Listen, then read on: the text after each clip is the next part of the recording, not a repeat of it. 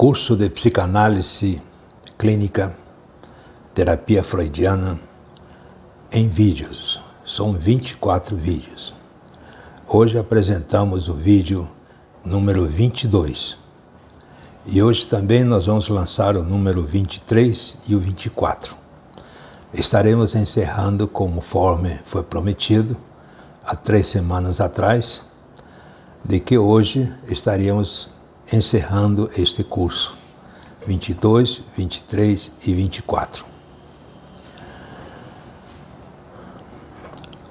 O módulo de hoje, o módulo 22, fala sobre o enquadre psicanalítico. Os vídeos são grátis, estão no YouTube. Mas se você contribuir com R$30 por cada vídeo, você receberá uma apostila em PDF e será matriculado nesse curso de psicanálise clínica.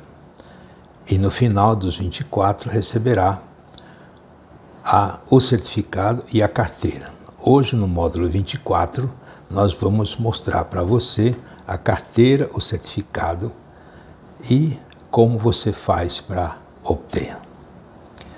Se você ainda quer começar agora,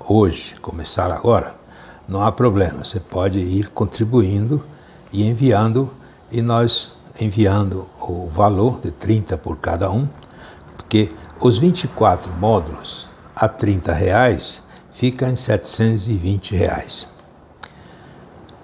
E nós podemos fazer uma promoção especial se você entrar em contato conosco para que você possa pagar de uma vez só. Nós vamos fazer um desconto para você, já que o curso está terminando hoje.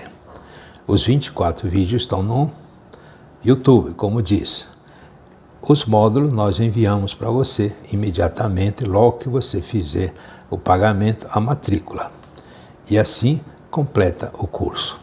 Você deve enviar o valor pelo Pix e-mail anpc2018@gmail.com e enviar o comprovante, o endereço ou seus dados pelo zap 6198-340-6632. Então vamos falar hoje sobre o enquadre psicanalítico. Vamos falar da evolução da técnica psicanalítica desde o começo. É como se fosse um resumo geral, que nós já falamos ao longo dos 21 módulos. Este é o número 22. A técnica que conhecemos com o nome de psicanalítica surge por diferença e contraste com as práticas terapêuticas iniciais no último quarto do século XIX e princípio do século XX. Era totalmente revolucionário essa técnica que Sigmund Freud criou no final do século XIX e início do século XX. Vamos falar da evolução da técnica psicanalítica. Quando Sigmund Freud se adentrou na clínica dos transtornos mentais, que aliás foi uma coisa inédita, porque até então os transtornos mentais não eram tratados, eram automaticamente pessoas com problemas mentais, loucos, diríamos assim, eram internados. A psiquiatria pouco podia fazer, porque não existia remédio para isso. Quando Freud se adentrou nessa clínica dos transtornos mentais e intencionou adotar compromissos terapêuticos, os instrumentos com os que contaram eram ambíguos, insatisfatórios e escassamente específicos. Algo que provém do tratamento moral, né? Veja bem, o tratamento moral, outros com supostos novos, como a sugestão, a persuasão racional, um método catártico que ele, inclusive, aprovou e começou a usar, a eletroterapia, ou seja, choques de eletricidade, e, finalmente, a hipnose. Eram os elementos que tinha para tratar dos transtornos mentais sem que fosse para a psiquiatria, porque a psiquiatria não tinha solução para essas questões. Então, Freud percorreu todos esses caminhos. Primeiro com a ilusão e depois com a decepção. Ou seja, ele se ilusionava que esses tratamentos que eu disse agora poderiam funcionar, e ele se preocupou com os transtornos mentais, porque era a especialidade dele, era neurologista, e teve a decepção, até que com a sua estadia com Charcot em Paris, tá? Decepcionado com o método hipnótico, vai introduzir novas ideias com a ajuda do seu amigo e protetor Joseph Breuer, e nas reflexões plasmadas nos estudos da histeria feito ele junto com Breuer, em 1895. Então aí ele adentra a uma nova ciência, diríamos assim, podemos afirmar assim, e que ele deu o nome de psicanálise. Continuando com a evolução da técnica psicanalítica, era a cura pela fala, a cura pela palavra, que já está delineado no método que Breuer utiliza com Anna O. Veja bem, Breuer utilizava essa questão, a cura tal que cura, ou seja, a cura pela fala, a cura pela palavra.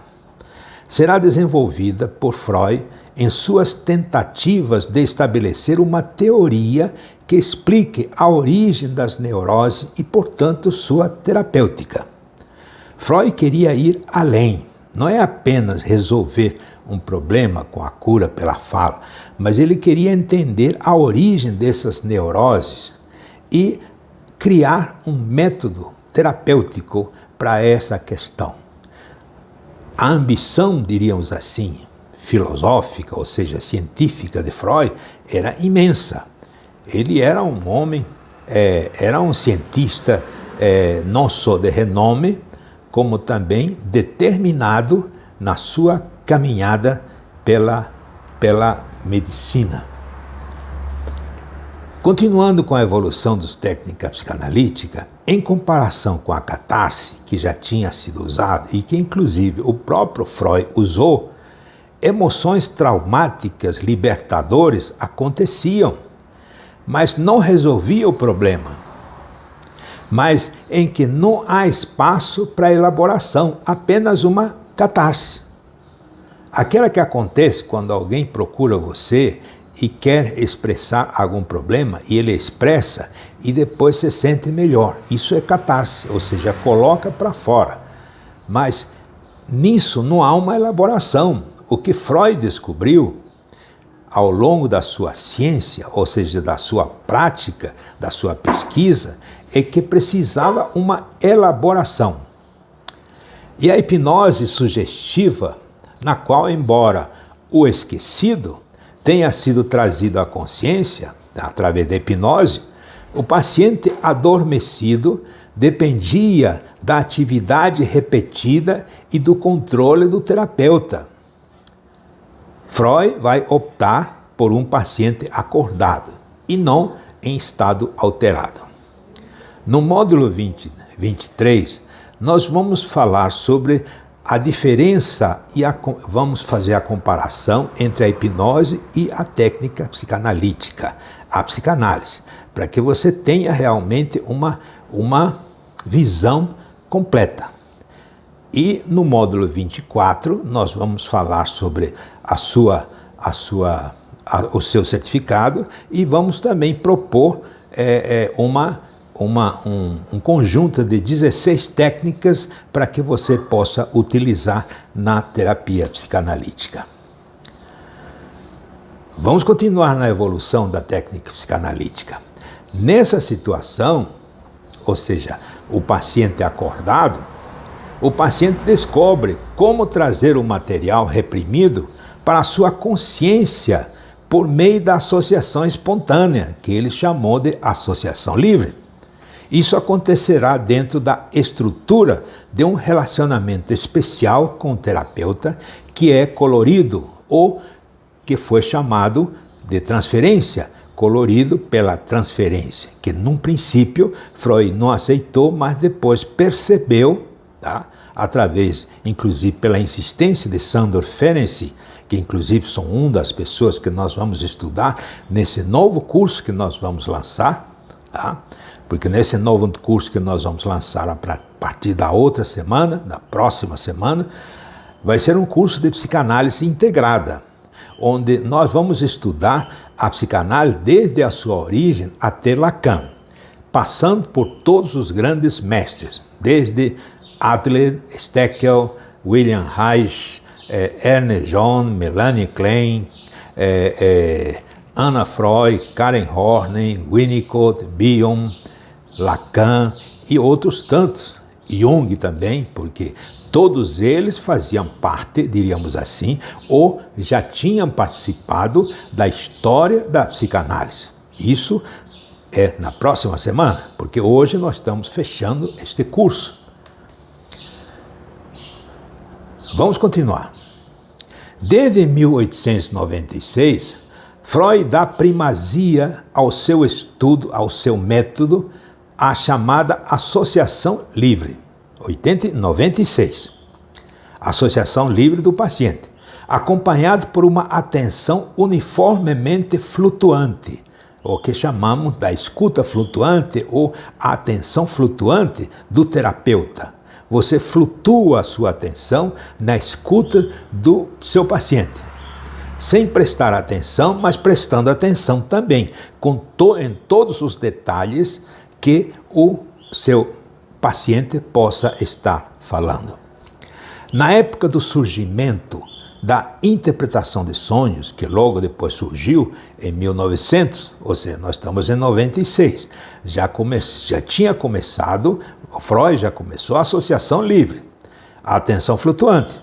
Em 1900, ele publica o livro Interpretação de Sonhos, e aí entra a segunda técnica. Além da associação livre, ele vai acrescentar a interpretação de sonhos. Freud já utiliza seu primeiro modelo implícito no processo terapêutico: tornar consciente o inconsciente.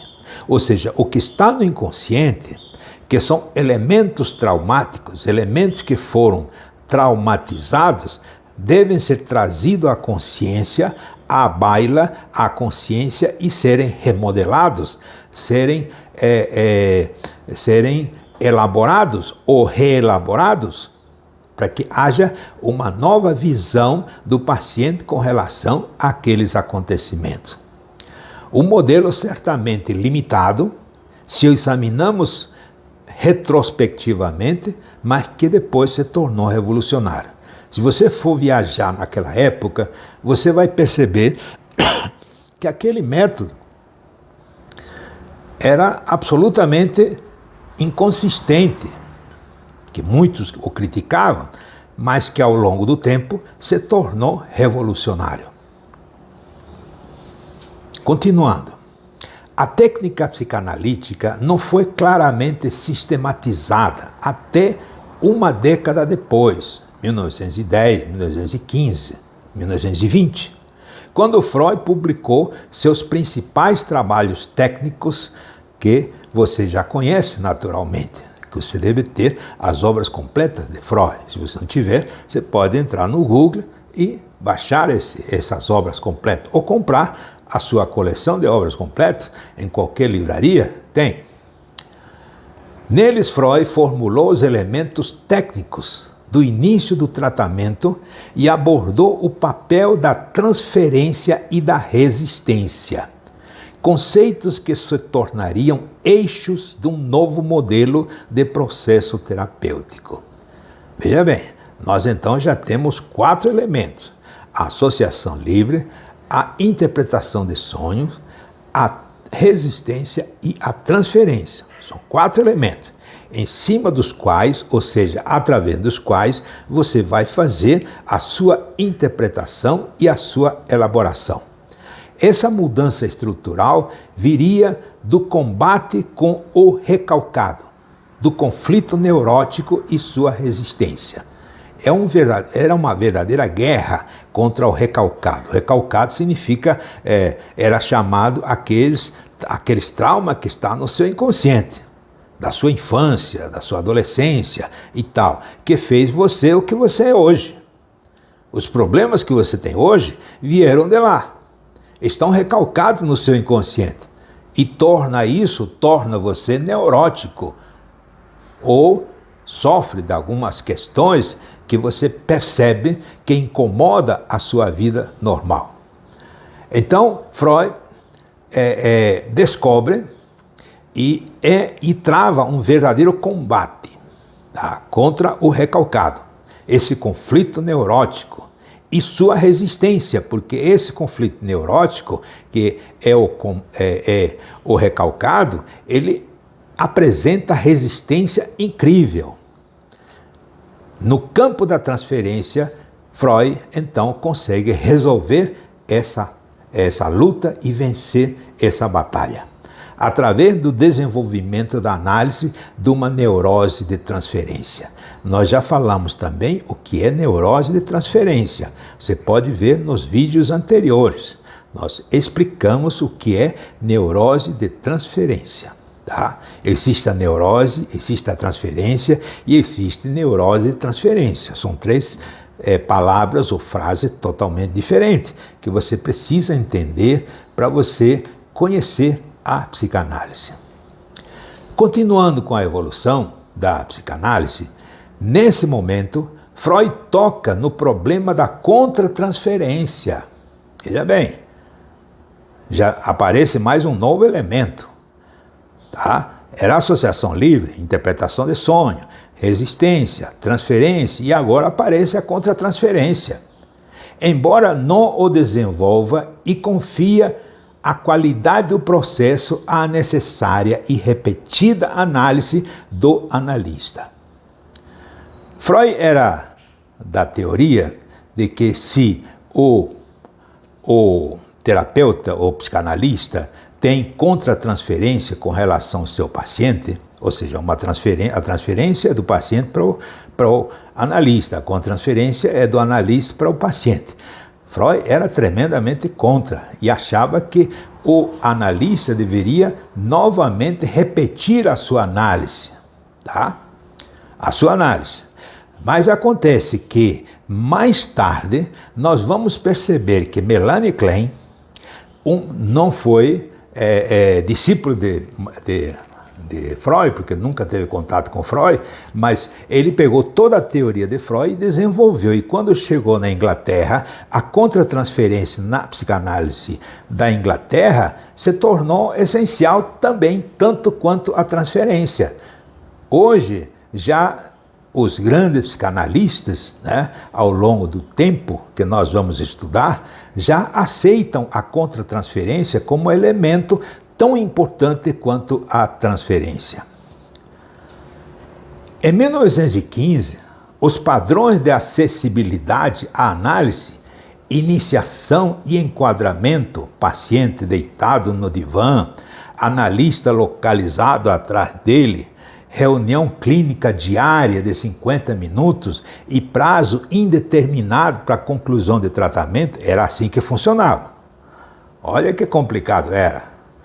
Resolver um problema neurótico era assim, esse era o quadro, esse era o enquadre. Veja bem, o paciente deitado no divã, o analista localizado atrás dele, a reunião clínica diária de 50 minutos e o prazo indeterminado para a conclusão de tratamento. Coisa que hoje automaticamente seria impossível de fazer.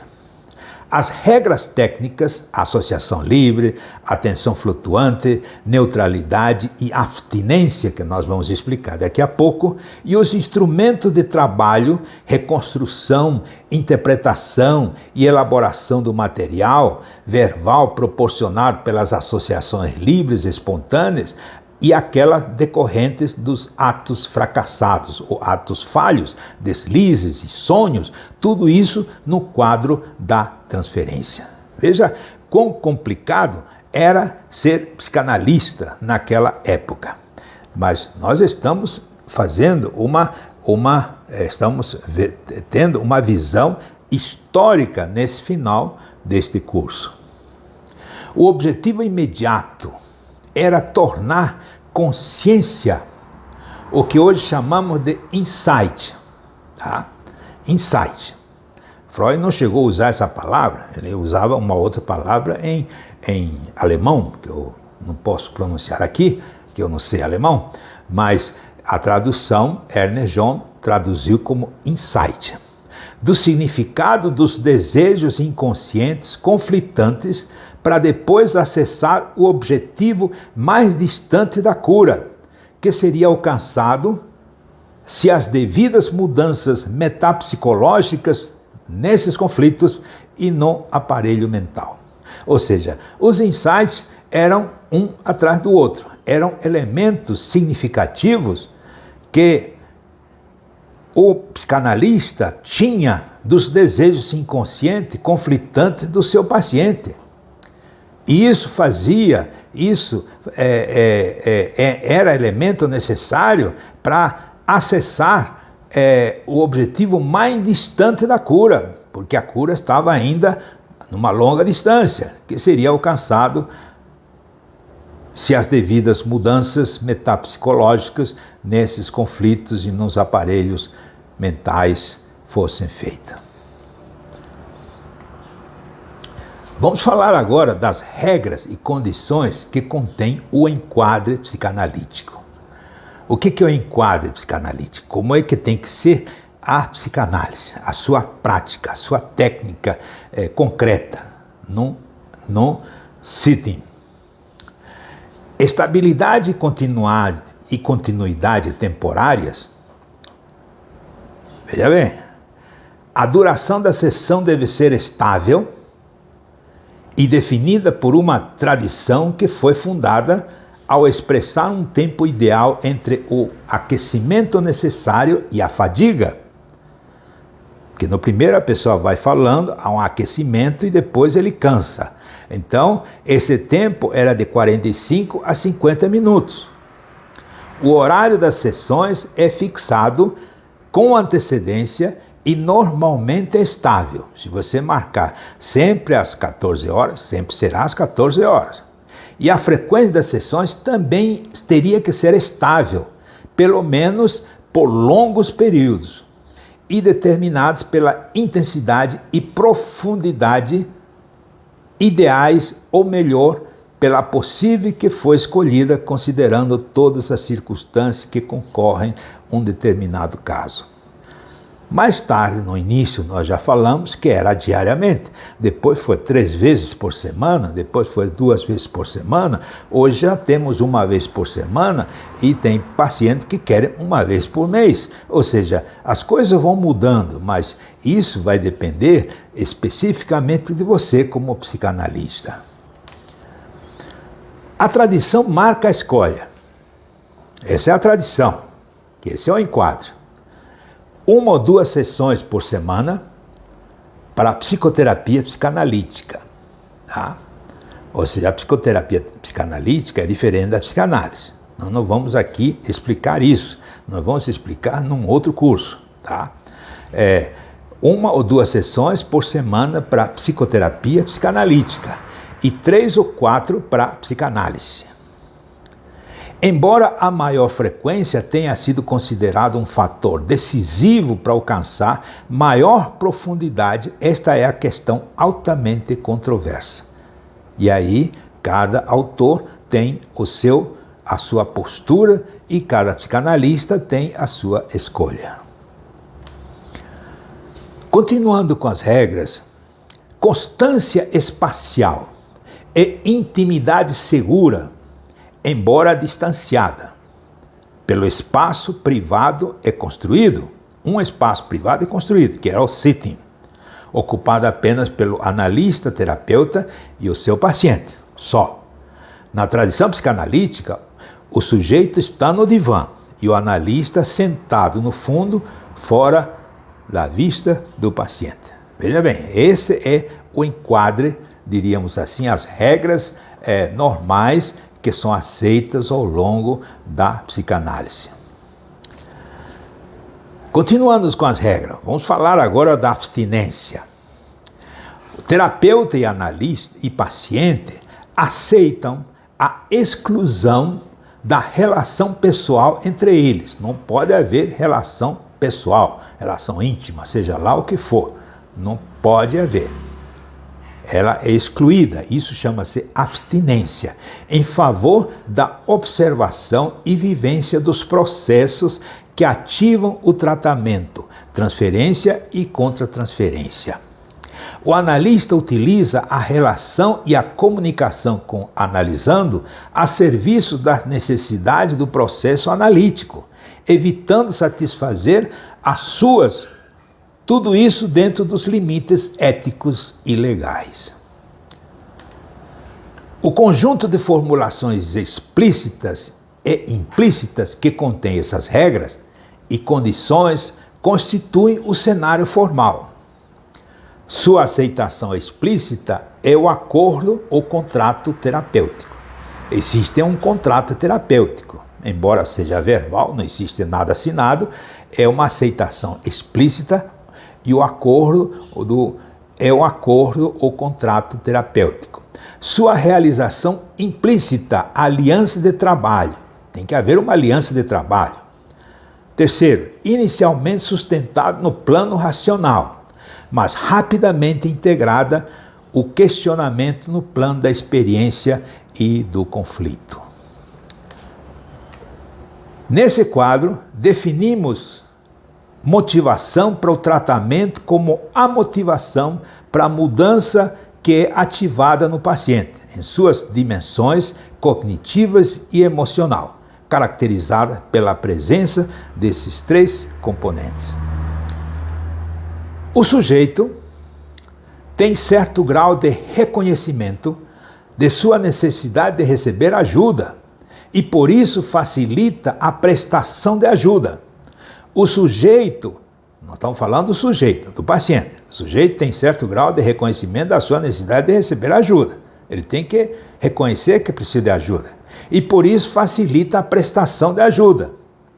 O sujeito tem a determinada categorização consciente, errada, irracional ou não, sobre seus problemas. Ele tem que entender que aquilo que ele acha que é o problema dele não é realmente o problema. Por isso que ele está procurando o especialista, o terapeuta, o psicanalista.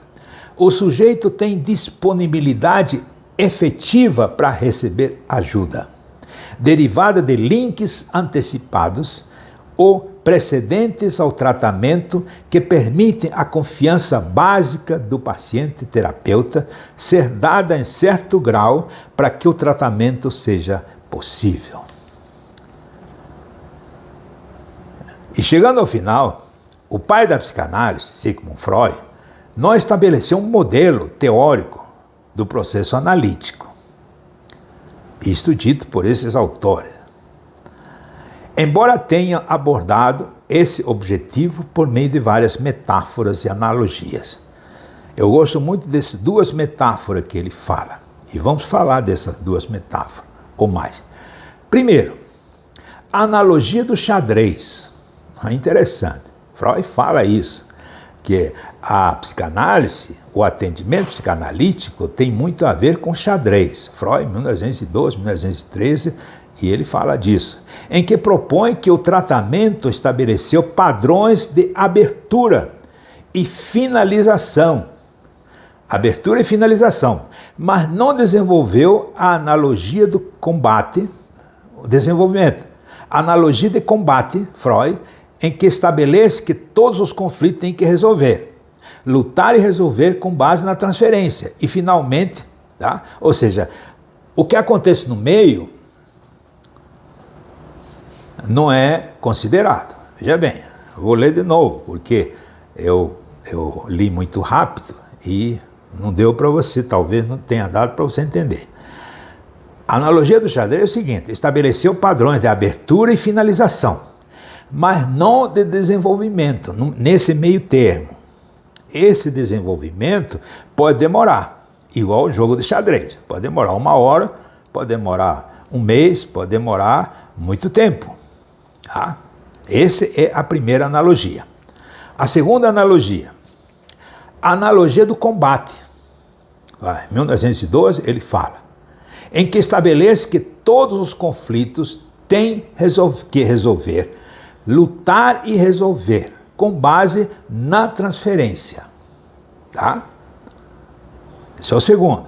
E, finalmente, a terceira metáfora, que é a metáfora arqueológica, Freud, 1937a, pela qual ele compara o trabalho do psicanalista com o do arqueólogo que recompõe, a partir de sinais e vestígios, a história passada e suas estruturas do paciente. Veja bem, o psicanalista é um arqueólogo. Através de pequenos detalhes, vai encontrando e vai construindo para criar a história do seu paciente. Essas três analogias são próprias de Freud. Primeiro, a do xadrez. Segundo, a do combate, tá? Com base na transferência. E terceiro, do arqueólogo. Lembre esses três. Isso é muito bom para você entender. Em Freud, há três modelos implícitos como a mudança é alcançada. Primeiro foi formulada e utilizada na fase fundadora da psicanálise, 86 a 95. E podemos estabelecê-la em torno da proposta do tornar consciente o inconsciente. Essa foi a primeira proposta. Primeiro através da hipnose pré-analítica, depois com a associação livre, e agora, propriamente analítica, consegue-se uma liberação dos conteúdos do inconsciente e dos afetos reprimidos associados que passam para a consciência e, hipoteticamente, param de determinar os sintomas. Esse modelo foi julgado insuficiente pelo próprio Freud, que nas décadas seguintes, em que elaborou seus principais escritos técnicos, 1900, 1915, o completou com um modelo de translaboração do conflito. O que significa que na situação analítica, os fenômenos de transferência e resistência são ativados em torno dos conflitos e que esses conflitos podem ser interpretados e elaborados em ocasiões sucessivas e repetidas até a sua resolução. A partir de 1920, Freud acrescentou sua famosa e controversa frase. Veja bem essa frase. Onde havia um id, que haja o ego. Ou seja, o ego avança sobre o id e ocupa o inconsciente, que deu origem a duas linhas de interpretação. Veja bem. Primeira, aquela que enfatiza a reconstrução do ego. Temos que reconstruir o ego a partir do inconsciente e o ajuste dos seus mecanismos de adaptação, desenvolvidos primeiramente pela psicologia do ego norte-americana e depois pela psicologia do self. E a outra linha de interpretação foi Lacan. É aquela que se propõe a facilitar a produção da subjetividade e o advento do sujeito. Esse é Lacan. Então, existem duas linhas de interpretação nessa história do que onde haja o id, haja o ego. Este é o módulo 22, ok? Então, o próximo será o 23. Daqui a pouco nós estaremos lançando também. E volto a dizer, faça a sua matrícula e complete o curso. Hoje está terminando o curso dos 24 vídeos do curso de psicanálise clínica. Seja terapeuta, seja psicanalista, ajude os outros.